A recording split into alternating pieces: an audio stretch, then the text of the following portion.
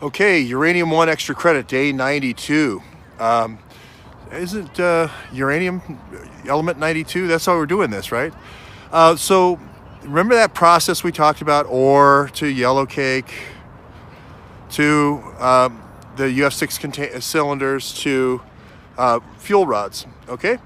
Now we're gonna say that, wait a minute here, don't throw all that away here. When we go from the ore, we crush the ore, we get it down to yellow cake. Okay, great. We have those croup neck crushers. You gotta have a croup neck crusher. Every home should have a croup neck crusher. Every robotic mine should have lots of croup neck crushers, lots of them. That's where the croup neck comes in. It helps if the person buying the uranium is also a croup neck. U.S. enrichment, right? See how that's all fitting together? Anyway, but we're gonna go to Piketown, Ohio now. We're gonna reduce it. We're gonna spin it down. We're gonna get that down. I'm sorry, we're in Metropolis, Illinois. We're gonna get that yellow cake and we're gonna turn it into those UF6 containers. Most of the stuff we have left over is gonna be, we're only gonna be able to get a small part that's actually usable for our reactions, for our nuclear reactions, for our Navy ships, right? So we're gonna keep the 235. Most of it's gonna be waste, 238. It's gonna be called tailings. Just think of tails never fails, right? Or think of a 38, because now we can, instead of throwing that all away, we can use that depleted uranium in weapons. So think of a 38 caliber being the weapons. And it just so happens Aerojet in Tennessee, not too far from Piketown, Ohio, straight south, is the one who makes all the weapons for the Navy, for these chain guns and so forth, as well as the Army and other services. So there's money to be made there. And there are different, when you use the reactor, there's gonna be byproducts there. One of them is plutonium. I believe it's gonna be plutonium-239, not to get into the transuranics, but after you traverse past 92 and you get on that side of 92, you're a transuranic, you're past 92. There are uses for that side too. For instance, remember those snap motors I was talking about that you can put in the little robot miners that the Russians have been doing for years? Well, those run on 238, plutonium-238. So there's a slight conversion process. You can use the molybdenum for medical imaging, you can use the cesium, you can use the strontium. There's all these different uses for the transuranics past 92 and even the ones before 92. There's all different kinds of medical uses in imaging. So you can really see here how the Awans are almost, first of all, have a uranium company called Awan Mining in Gambia. I think it's going to be with Mark Lambert, who's also in Gambia.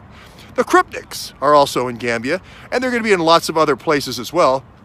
The only reason why they're using, I'm sorry, Zambia, not Gambia, Zambia. Think Zambia, is because they have the least restrictions. So it's going to have the least amount of, you go to where there's the least amount of restrictions in the mining business, right? So that's why everything's going through Zambia. All of Africa is all the mining operations in Africa, I think, are going to funnel through Zambia just because of the restrictions, okay?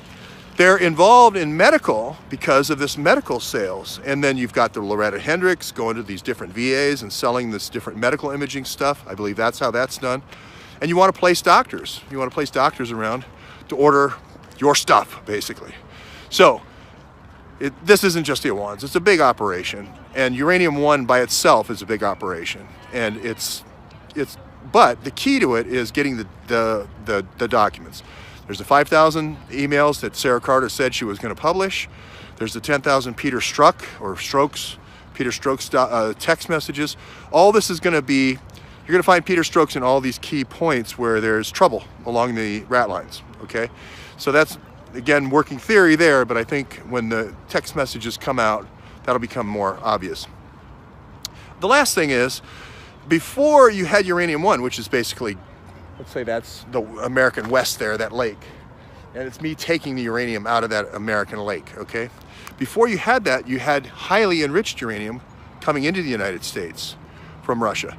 Now, if you knew that that highly enriched uranium could be sold immediately, you didn't have to go through any of that process that I talked about before. You didn't have to go through the crushing and the yellow cake and the UF6, all that. You could just go right from this $8 million cheeseburger that Bob highly enriched Mueller had in at that famous airport and that famous tarmac in Tbilisi, right? So, I can't remember where, Georgia. If you could just go right straight to the fuel rods and sell it directly to the Navy for the military uses, You just skipped all that. You just skipped all the fun. The idea is to get to the highly enriched. That's like the diamonds. So why not just sell the diamonds and then backfill later with this other stuff? Backfill later. And what happened, I believe, is as they were trying to backfill, so much uranium was missing from the megatons to megawatts program that they had to be greedy. They had to do things like the Bundys. They had to do things like the Finicum. They had to grab and get more than they had anticipated, because you could see that happening at the end in 2015. It really spikes off the chart. I still think it's going on today. Jason, like I said, Jason and Quinn went out to the mine, that one gold mine. I still think that mining is happening at that today. It's funny because people say, well, you know, there's really weird humming. There's a lot of humming, weird humming at night. And every once in a while there's an explosion. I wonder what that is, you know. Uranium.